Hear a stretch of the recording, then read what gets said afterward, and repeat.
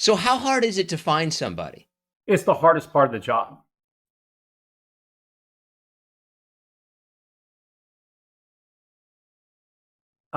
Finding people who are intentionally trying to not be found are very difficult, especially in this day and age. And if they have a little bit of money, they have a network of family and friends they could stay with, it can be very difficult.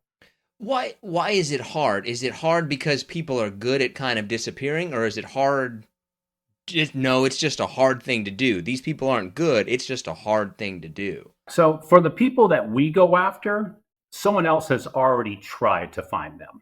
So to find you or another, what we'd call a citizen, isn't particularly hard.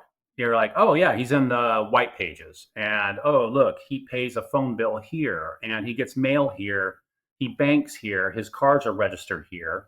That's no problem. That's easy to find. The folks that come to us are last resort for our clients, and so when they come to us, the cops have already tried and failed the service attempts.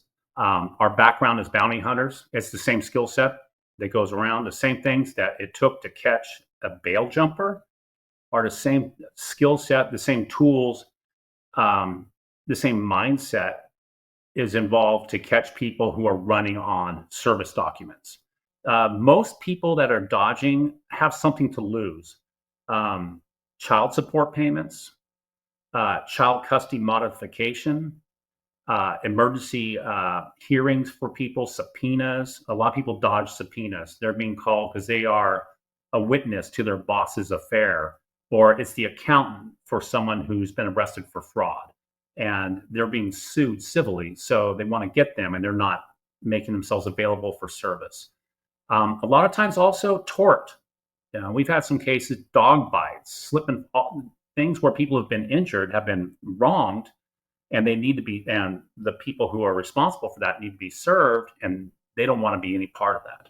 And so the ones that come to us are the kind of hardest of the hard. Let me kind of back up a little bit. So the call comes in, we need you to find, let's just use my name. We need you Yeah. to find Nick VinZant. Like how does this whole process work? So the call comes in. Alex is the best. She's like, takes the call, handles it, says, okay, send me what you got. Email comes in. She starts looking. She's like looking at prior services of entry of failed services that the sheriff has made, that other servers have made, any information they have, booking sheets from if there was a crime associated to it, prior arrest, little background check.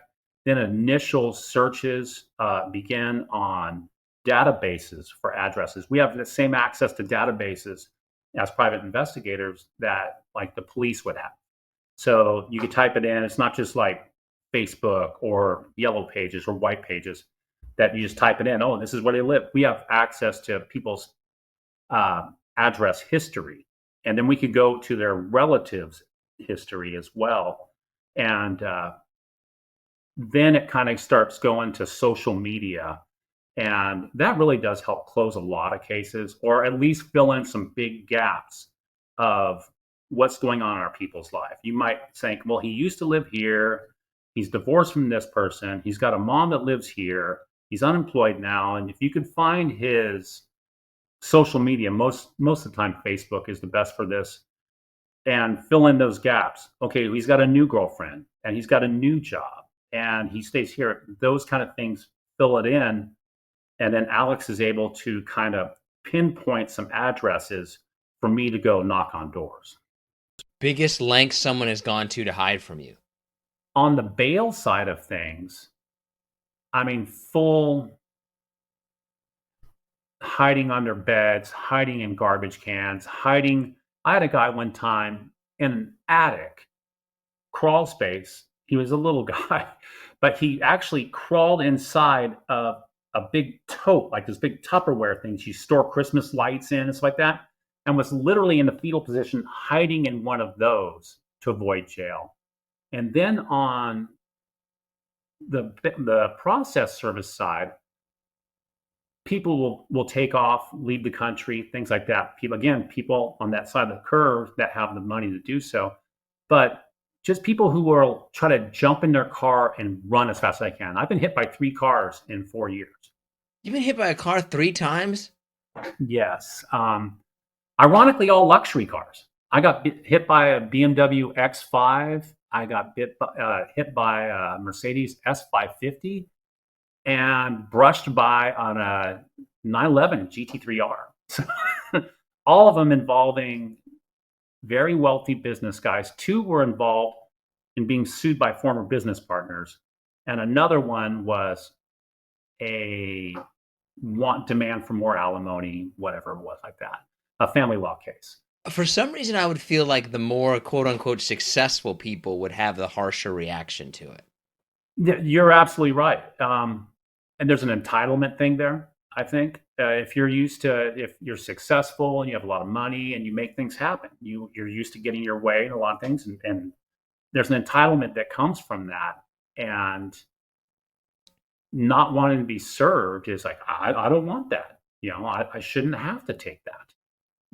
Those guys, if I think about it, if I had to write a list of the people who were the most bananas, it would be on the socioeconomic scale on the higher end of that. I could see that, right? Like they don't feel like they should have to be doing this. Like, how dare you waste my time? Like I could see that kind of reaction. And the folks on the lower side, it's just another day under the sun for them. They're like, oh, I got served papers because my old car, I got in a wreck and I rear-ended someone, but my phone's also turned off. I'm getting laid off from work. I'm back on this. It's just, there's like just a blindness to the stressors of your life, just to know that this is just one more thing. What's the most interesting way you found somebody? Like, we tricked them, or catfishing people. Fully catfishing people. A number of ways. The whole setup. Hey, I saw your boat was for sale on Facebook Marketplace.